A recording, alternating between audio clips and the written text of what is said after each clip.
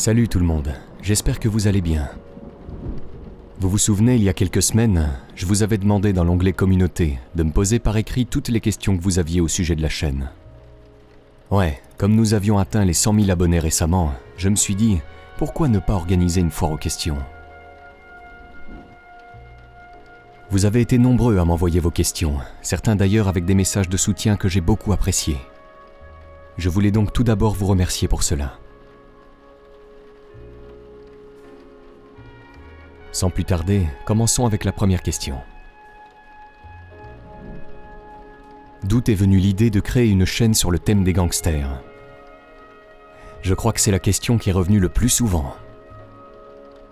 Alors pour cela, il faut remonter en 2010, l'année de sortie du jeu Mafia 2. À cette époque, je devais avoir 17 ans ou quelque chose comme ça. Le monde de la pègre ne me disait rien, mais alors, vraiment rien.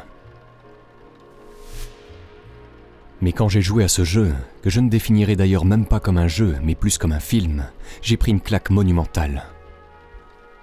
J'étais tout simplement tombé sous le charme de l'univers mafieux et de tous ses codes. Ah, je vous dis pas, suivre les aventures de Vito Scaletta, le protagoniste du jeu, c'était vraiment quelque chose. L'ambiance des années 40-50, les musiques, l'histoire, tout y était.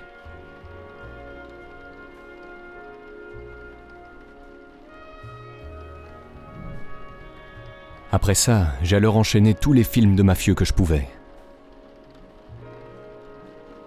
Ensuite, je me suis tout naturellement intéressé au monde des gangsters d'une manière plus générale. Passionné également d'histoire du XXe siècle, j'ai fait le lien entre les deux, et c'est comme ça que l'idée de cette chaîne m'est venue.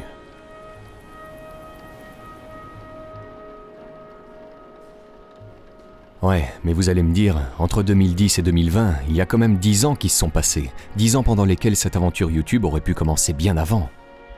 Et à cela, vous n'avez pas tort. Le truc, c'est qu'il y a eu des choses qui m'ont plus ou moins empêché de le faire. C'était comme si j'avais dû attendre une sorte de déclic pour me lancer. Ce déclic, il est survenu fin 2019. À ce moment-là, je me souviens que j'étais au fond du trou. Cela faisait 2 ans que je m'étais investi dans un projet qui ne m'animait pas. J'étais déprimé. Et puis, est venu un moment où j'en ai eu ras-le-bol. J'avais en effet toujours eu cette envie de vivre de ma passion, et j'ai donc sauté le pas pour ne pas avoir de regrets par la suite. C'est ainsi que début 2020, le blog Profession Gangster a été créé. Puis la chaîne YouTube, fin 2020.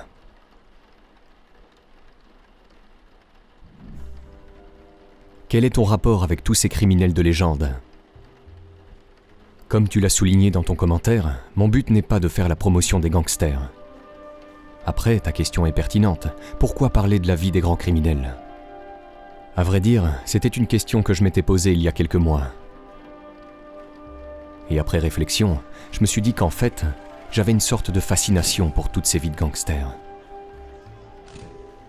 Par là, je veux dire que toutes ces histoires sont tellement surréalistes, extraordinaires pour nous, les gens normaux, que parfois rien que le fait d'en parler permet de s'évader le temps d'un instant. Au final, je n'ai pas vraiment de rapport avec tous ces gangsters dont je parle dans mes vidéos. Si j'en parle, c'est uniquement par curiosité et par passion de cet univers si sombre et mystérieux.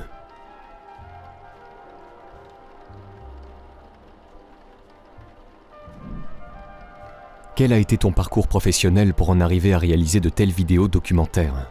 Et penses-tu encore pouvoir t'améliorer à ce stade ? Question venant de l'ami Révélateur X. Si vous avez le temps, je vous conseille d'ailleurs d'aller voir sa chaîne. Ce qu'il fait est vraiment qualitatif. Sinon, pour répondre à la question, mon parcours professionnel n'a pas beaucoup de rapport avec la création de contenu sur YouTube. La seule expérience qui s'en rapproche est celle que j'ai faite dans certaines agences de com lors d'un BTS communication. Sinon, avant, je bossais un peu partout, en usine, dans des hypermarchés, mais travailler pour autrui n'était pas fait pour moi. La seule chose que je voulais, c'était être mon propre patron. Et c'est ce que j'ai fait à partir de 2018, en me lançant dans l'entrepreneuriat, puis en commençant YouTube en 2020.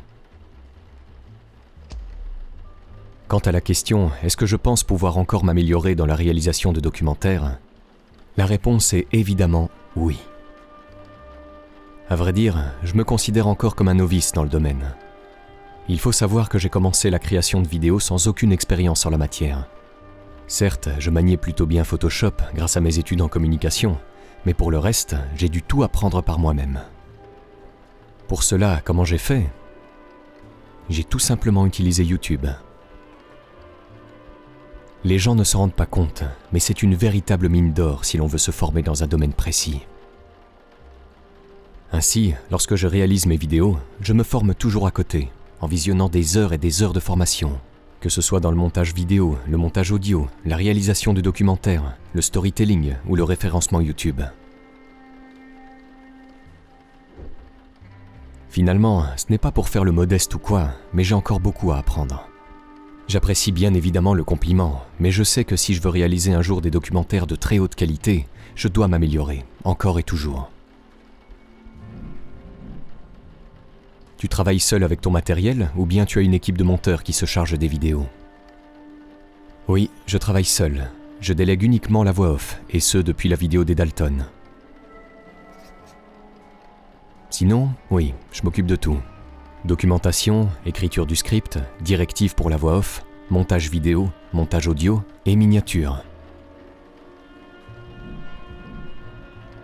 Quels appareils et logiciels de montage vidéo utilises-tu ?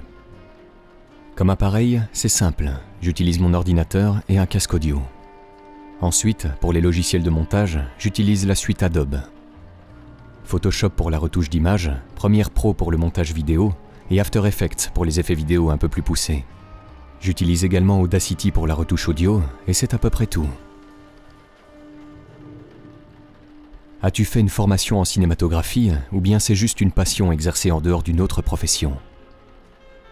Comme dit précédemment, je n'ai aucune formation dans l'audiovisuel. J'apprends tout en autodidacte. Comme je prends à chaque fois un réel plaisir à monter mes vidéos, je dirais que oui, c'est une passion. Mais aussi, du coup, mon activité principale.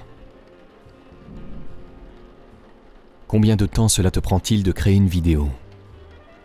Je ne me suis jamais chronométré, mais à la louche, je dirais environ entre 150 et 200 heures de travail.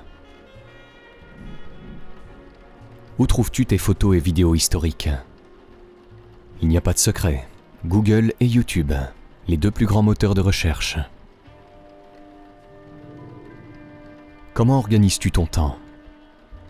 Comme un salarié lambda, je suis un emploi du temps précis que je me crée toutes les fins de semaine. Quelle proportion prennent la recherche et l'écriture dans le processus de création ? Je dirais environ 40%. Comment fais-tu pour choisir le prochain sujet de vidéo ? Pour choisir le prochain sujet de vidéo, je me base tout d'abord sur mes envies. Parce que oui, il ne faut pas l'oublier, c'est le plus important. Ensuite, j'essaie également de varier mon contenu. Par là, je veux dire que j'évite de parler 2 fois d'une même thématique. Exemple, si je sors une vidéo sur un bandit du Far West, je ne sortirai pas par la suite une vidéo traitant du même contexte. Disons que c'est un peu comme ça que je fonctionne. Y a-t-il assez de sujets de gangsters pour ne jamais être à court de vidéos ? Ah ça oui. Je dirais même qu'il y en a trop.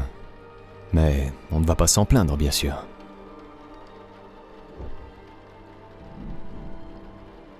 Où trouves-tu tes sources ? Je les trouve essentiellement dans les livres ou via des articles trouvés sur le web. Penses-tu faire un jour des formats de vidéos plus courts ? Alors oui, j'y avais déjà pensé, car il peut arriver qu'il n'y ait pas assez d'informations ou d'archives sur certains gangsters, ce qui me poussera sans doute à l'avenir à raccourcir la longueur du format habituel, qui est d'environ 40 minutes. Quand je dis format court, je pense à une dizaine de minutes. En dessous, je trouve ça trop court. Est-il possible d'augmenter la fréquence des vidéos ? À l'heure actuelle, non, étant donné que je suis seul à réaliser les vidéos. Mais dans un avenir proche, lorsque je l'espère, je constituerai une équipe, alors oui, ce sera possible.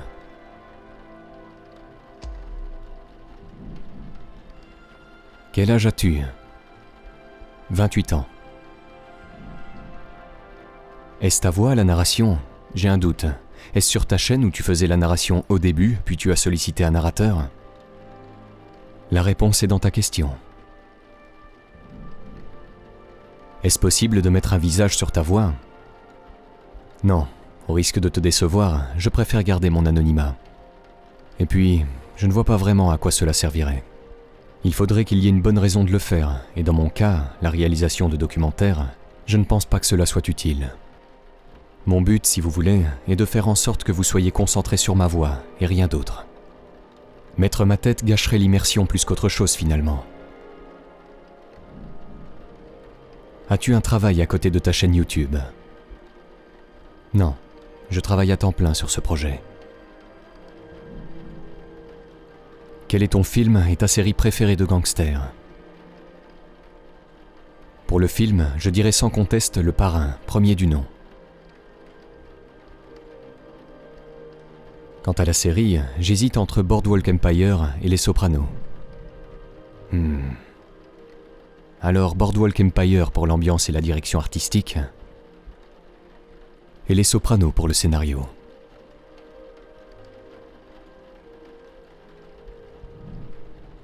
Une petite influence de la superbe série Boardwalk Empire ?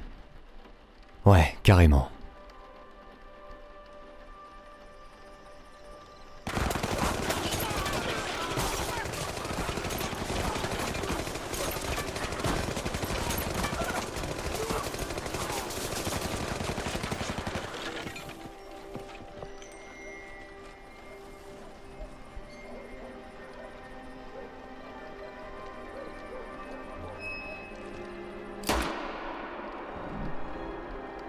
Quel sera le prochain sujet de vidéo ?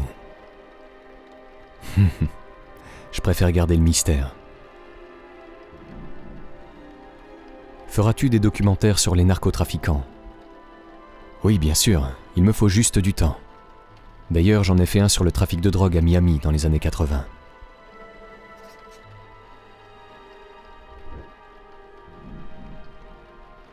C'est pour quand le reportage sur la French Connection ? Aucune idée, mais comme ça m'a été beaucoup demandé, je pense le mettre dans ma liste des priorités. Comptes-tu parler exclusivement du crime organisé américain ? Absolument pas. D'ailleurs, ne vous inquiétez pas, il y aura de tout. Narcotrafiquants d'Amérique du Sud, yakuza, triade, gangsters français, anglais, et j'en passe.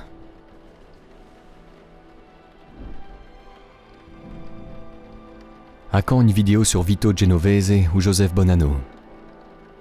Aucune idée. Mais si je devais choisir le premier à faire entre les deux, je dirais Joseph Bonanno. Feras-tu une vidéo sur les Peaky Blinders ? Quand tu dis les Peaky Blinders, je suppose que tu parles des vrais.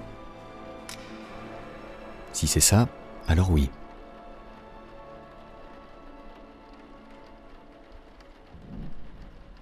Feras-tu une vidéo consacrée à Tani Zampa ou Francis le Belge ? Ils sont dans ma liste, donc oui, très certainement.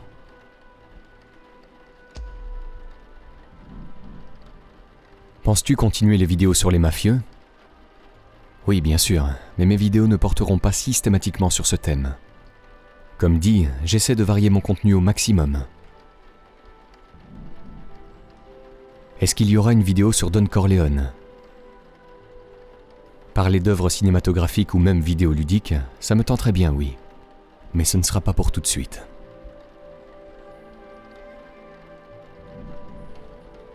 Feras-tu une vidéo sur la bande à Bono ? C'est également dans ma liste, du coup, oui.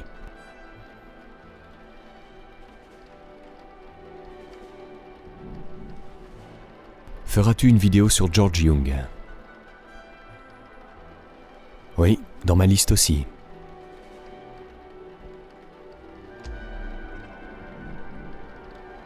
À quand une vidéo sur Frank Costello ou Bugsy Siegel ? Je ne peux pas te dire pour le moment. Tout ce que je sais, c'est que je ferai Bugsy Siegel courant 2022.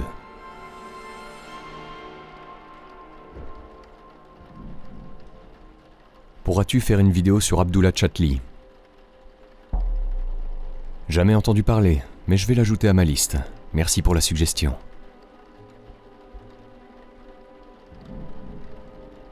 Comptes-tu faire des vidéos dans lesquelles tu interviews des membres de familles de gangsters ? Alors non, je n'avais pas prévu de le faire, mais pourquoi pas à l'avenir, ça pourrait être en effet intéressant. Envisages-tu de faire des vidéos IRL qui ont marqué l'histoire des gangsters ou qui ont un lien avec certains personnages ? Là aussi, je pense que ça pourrait être intéressant. Donc oui, c'est possible. Une série de vidéos relatant des erreurs dans les films et séries de gangsters ?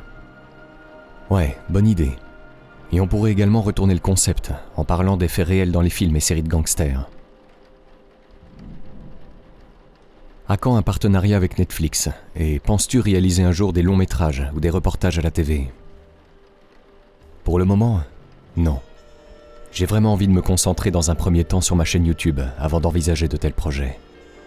Après, je ne suis fermé à aucune proposition. Peut-être qu'à l'avenir ça se fera, mais on n'en est pas encore là. Il y a encore du chemin à faire. Prévois-tu des collaborations avec d'autres youtubeurs comme Nota Bene, Les Revues du Monde, L'Histoire nous le dira, Doc7, Alcor ou La Poire Fendue ? Je suis ouvert à toutes éventuelles collaborations. Aucun des youtubeurs que tu as cités ne m'a contacté pour le moment, mais si jamais cela arrive, je ne ferme aucune porte. Un feat avec Chronic Fiction, ça t'intéresserait ? Comme pour les autres, oui. D'autant plus qu'ils produisent un contenu des plus qualitatifs sur la plateforme.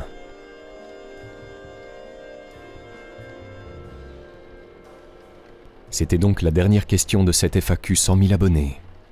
Encore un grand merci pour votre soutien, et j'espère que vous avez eu toutes les réponses que vous vouliez. En attendant, moi, je vais continuer à bosser sur le prochain sujet, qui devrait sortir courant décembre. Comme d'habitude, portez-vous bien, et on se dit à bientôt.